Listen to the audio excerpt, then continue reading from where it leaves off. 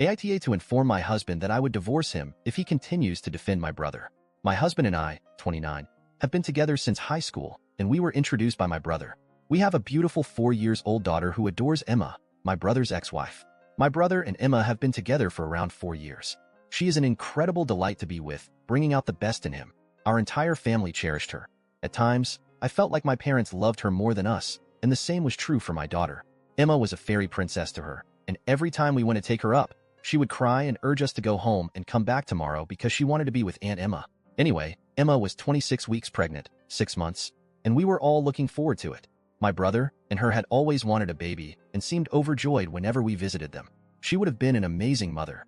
Emma had been feeling bad, and her stomach hurt, so she requested my brother to drive her to the hospital, where the doctors said everything was all right and sent her home. She kept saying that she didn't feel right, but my brother dismissed it as her overreacting. The next day, my brother, husband, and their friends went for a fishing trip. Emma urged my brother not to go since she didn't feel right and needed someone to be with her. My amazing brother became mad, telling her to quit overreacting, that everything isn't about her, and that he needed some alone time. Well, he turned off his phone and proceeded on the trip. Emma called me crying and asked if I could come over because her stomach hurts. By the time I arrived, she was half conscious on a bloody floor. Rushed her to the hospital. The hospital told they required her husband's signature to carry out the operation. There was a lot of bickering. Although they saved her life, we lost the baby. She woke up screaming and weeping, asking where her child and husband were. It was horrible. Both of my parents and her parents were in tears when they saw her. I kept calling the guys, none of them responded. When Emma finally calmed down, it was even more unsettling. It was as if she had given up, with no soul left in her eyes. My brother returned the next day to an empty, bloody apartment, ran to the hospital and apologized to Emma while crying. She looked at him with no feelings and asked for a divorce. My brother grew depressed after that, and he would spend his days drinking in the baby's nursery.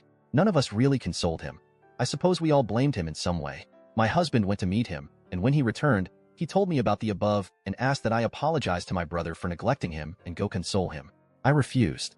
He got angry with me and blamed Emma for the miscarriage, claiming that if she was truly ill, she should have gone to the hospital rather than making a scene, and that my brother is suffering as a result of her idiotic decision.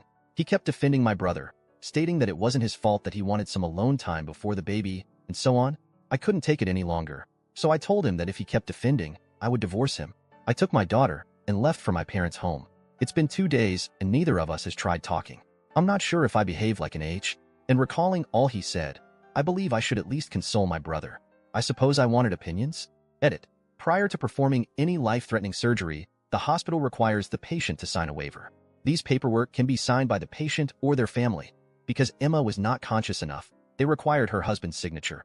I was alone and confused, and it was a lot. The hospital agreed after much discussion, but it really caused a lot of unnecessary delay. Info.